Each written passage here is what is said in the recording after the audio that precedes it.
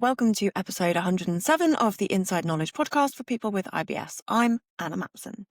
Today we're talking about safety behaviours and things that are sometimes considered coping mechanisms. So things that you do in order to help yourself get through really difficult moments with your digestion or eating, but they're helpful in the moment, but they might not be helpful longer term. And I'll explain a little bit around that. And also talk a bit towards the end about what kind of things you can do in order to improve your relationship to these behaviours, because sometimes they can take over and make us feel like it's ruling your life. Now, the one I want to focus in on the most is how long people spend on the toilet, because some people spend half an hour or even longer. That is more common in constipation, but it's not only when people have hard, big stools they're trying to get rid of. It's also soft stools that you're worried about coming out later. So sometimes people will sit on the toilet multiple times in the morning to try and force out a poo before they go, even if it is quite soft. So it's not only for the people who are struggling with those big, hard poos. For example, some of the things, the behaviours that I'm talking about, apart from sitting on the toilet for a long time, might also be spending hours researching IBS diets, looking up constantly, can tomatoes cause IBS? Can mushrooms cause IBS? Can broccoli cause IBS? This need to find a cure or to find a trigger can be completely exhausting. And again, really can be helpful in the moment. It might help you discover important information that's going to be changing your diet or really helping you. But in the long term, when you're constantly searching, can have negative effects just on how you're feeling day to day. Another really common sort of safety behaviour or coping mechanism might be looking for toilets whenever you go out. So wherever you're going to go, like you've already pre-checked in your mind the map of where you're going and where the nearest toilets are. It could be really important information for you, and that actually allows you to go out. And without that information, you wouldn't be able to leave the house. So today we're going to explore a little bit around when is it something that you're doing in order to cope with your symptoms, and when is it something that's kind of taking over and feeling like you cannot survive without it. So as a little example of this, I've got a little kind of case study, I suppose, of somebody called George, who was very, very frightened of being sick all the time, really worried about it.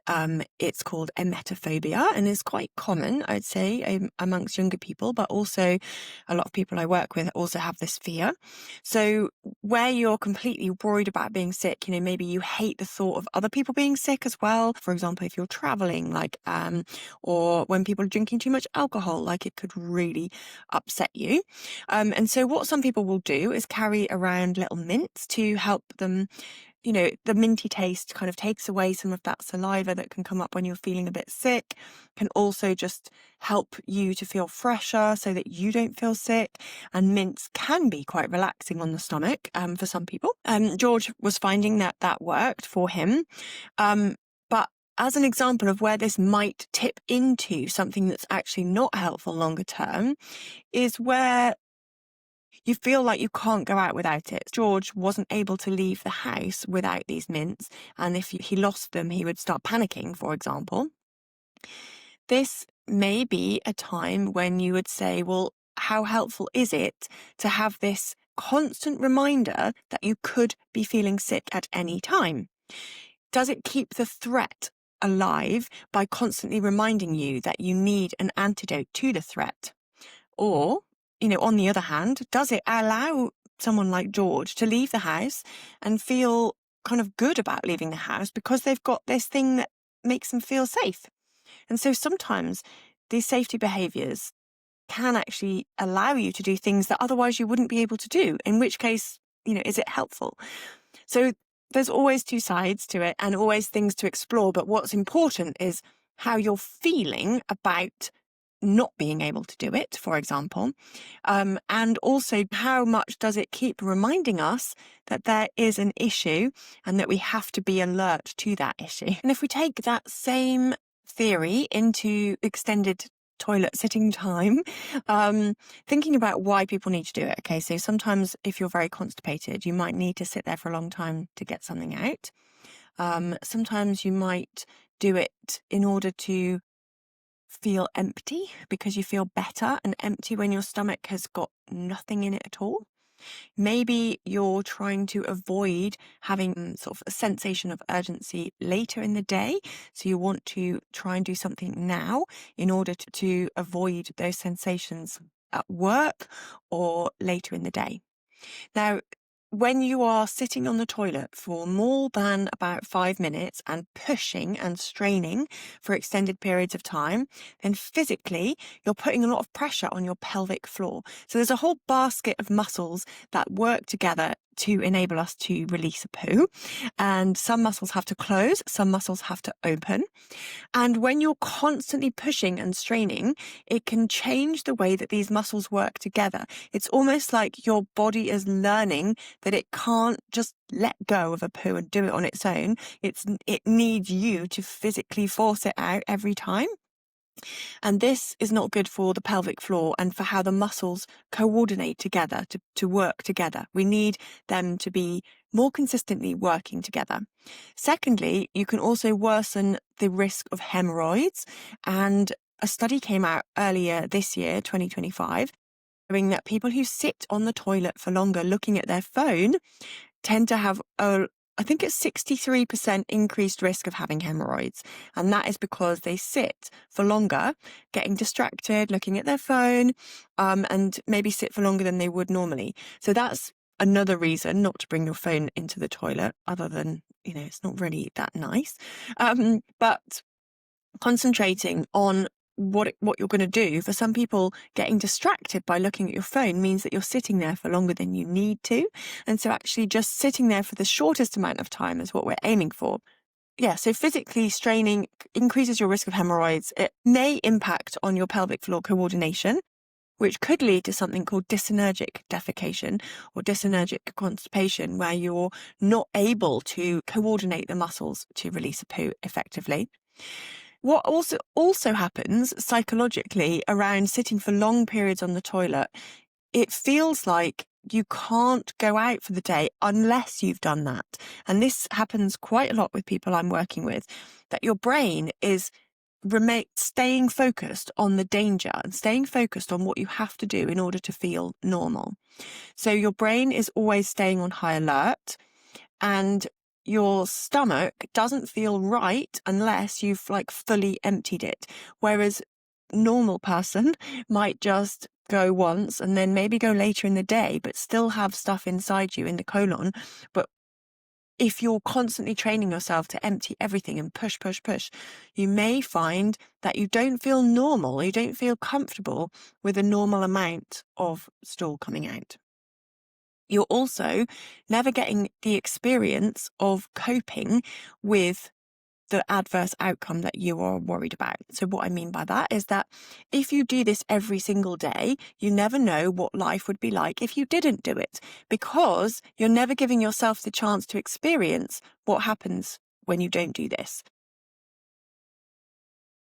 Another common example might be taking the same probiotic for a year or even 2 years, because when you first started taking it, you felt a bit better and you're so worried about the return of those symptoms, even if you're still getting daily symptoms, that you don't want to stop taking this probiotic just in case, and you're worried about stopping. It could be another supplement.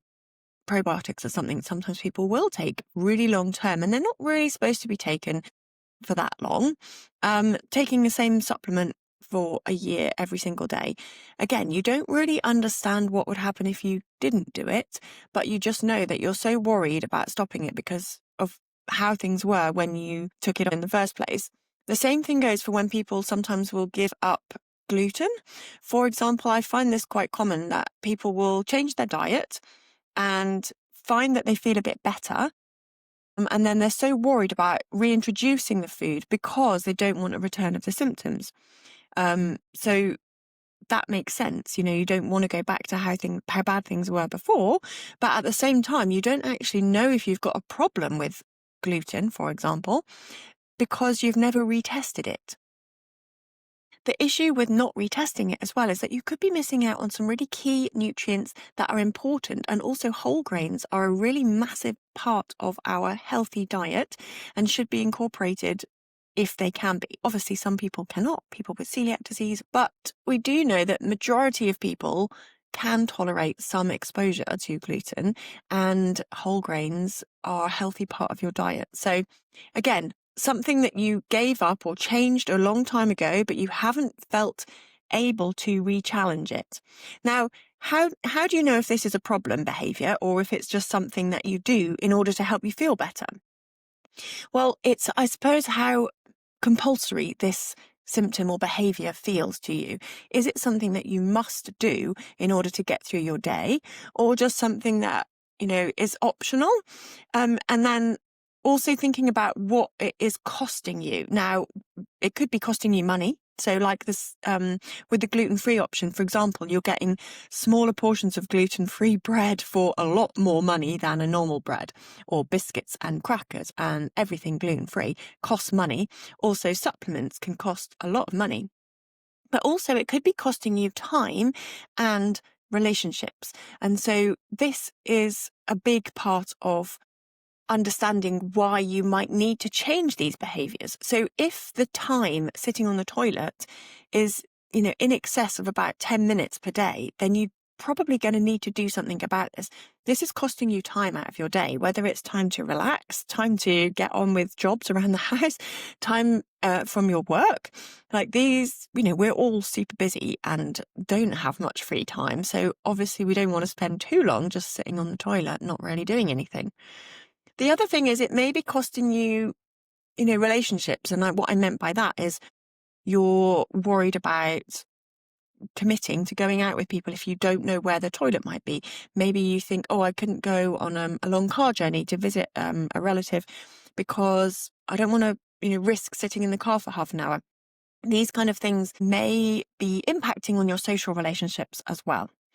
If they're stopping you from engaging in your life or stopping you maybe going for promotion at work where you might need to travel a bit more, like this is where is holding you back. The IBS or the behavior is holding you back from, being able to enjoy your life and enjoy things. So let's think about, if you've identified something through what I've been saying, all these kind of bringing something up for you, what can you actually do about it? There's different approaches. So you can either go for trying to reduce the behavior slowly over time. So if that was taking a probiotic, maybe you can go to taking it every other day, and you can gently ease yourself off of it by transitioning down, seeing what happens. Does anything change? Is it really maintaining your health? The same with the food. If there's something that you've avoided, like dairy, is there a way you could introduce some low lactose dairy to your diet to notice if it does make a difference? Maybe you can have a bit of butter or a bit of hard cheese. These are low lactose foods that are less likely to cause a reaction. So is there a way you can challenge yourself in a gentle way that feels comfortable, really small amounts, and just starting really, really slowly? If we think about the big thing that I want to talk about today, the long toilet time, there are various approaches to this as well. You could try setting yourself a limit. So try setting a timer and saying, right, I'm only going to be in here for 5 minutes. If nothing happens in that time, you get up and you go back to what you're doing and you think, I will go later when the urge comes. Okay, so you just don't sit there for longer. If nothing happens, you get up and move on. That could be really difficult, and you might want to try that on days when you are at home rather than sitting there pushing and straining for a long time. So maybe you're going to try this at the weekend when it feels easier, or if you're working from home. This is an approach where you're going to just, go cold turkey and say, right, I'm only going to sit for 5 minutes. Or the other approach is to ease your way down, step down from the 30 minutes and go to 25 minutes. And you're going to do 25 minutes for a couple of days. Then you're going to go to 20 minutes and, gradually step it down in that way. So different options depending on how comfortable you feel, like how nervous you would be about the negative result. You'll have to fit it in with your life. But I suppose it's trying to think about what your goal is, like where you want to get to, and remembering why you're trying to change. So what is it impacting? Is it money? Is it time? Is it engaging in social relationships? These three things are all really important, and knowing why you're trying to change something is also a good driver, like a good motivator for you. The other thing that's really important to focus on when you're trying to reduce your time on the toilet is your posture. So making sure that you're sitting comfortably on the toilet is really helpful to avoid straining. Most of you have probably heard about the squatty potty, but it doesn't need to be that particular product. That you can just get a small step or something to put your feet on, and then that raises up your knees above your hips. You lean forward and it puts your body into more of a squatting position, and this allows your body to open up and let things out much easier. So you should always do this, even if you're not someone with constipation. Having a good position on the toilet can really help to get more out in one go. The other thing to do is, if you're cutting your time down on the toilet, think about what you're going to do in that extra 5 minutes. So say you've gone from 30 minutes to 25 minutes. In that 5 minutes, the first few days, maybe you don't go straight out the door. What you're doing is just spending that 5 minutes thinking, okay, well, what would I have been doing? I would have been just sitting on the toilet. So instead, I'm going to just sit and do some quiet breathing or do some relaxation, or maybe I'm just going to focus on being around the house and noticing what actually happens.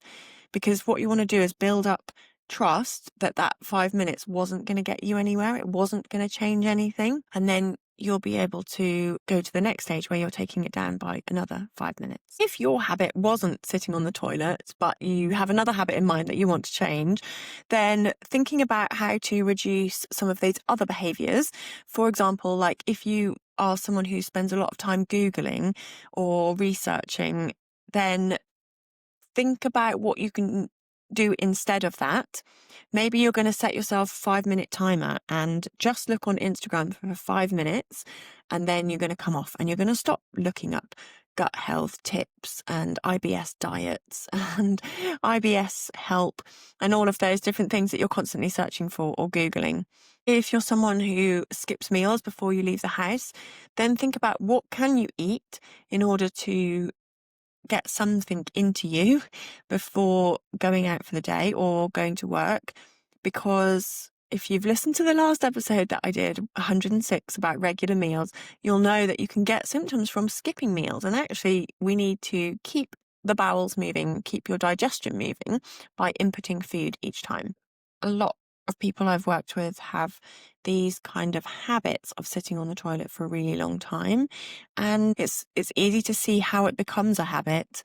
I suppose what I'm trying to suggest is that not only do some habits have a negative consequence physically, such as sitting on the toilet for a long time, they can also have a psychological consequence that isn't always helpful, like reminding you that there is a problem all the time, keeping up that threat reminder. And then that in itself can put your digestion into a kind of stressed state, which means that you don't digest your food as well, that maybe you feel the urge to go more because you're feeling anxious and worried and those thoughts are going through your mind a lot. So it's easy to see how it starts, and sometimes it can then maintain some of the symptoms. It's not the cause of your IBS or SIBO, but it can maintain some of the issues that you have with going to the toilet and with eating and making it really difficult. So if you're looking for help with this kind of thing, then do get in touch with me. And I work with people over 3 months. I work with people from all around the world. It doesn't matter where you are because it's all online. And over the course of the 3 months, I can help give you dietary advice on supplements. I can support you with SIBO test interpretation and diets and all of those things, as well as tried and tested IBS diets such as the low FODMAP diet, and getting your fibre levels right as well. So if you're interested in that, do check out the speaker notes to book a call with me and find out if it's a good fit for us to work together. So I'll leave this episode here today. Thanks very much for listening to this episode of The Inside Knowledge. Better digestion for everyone.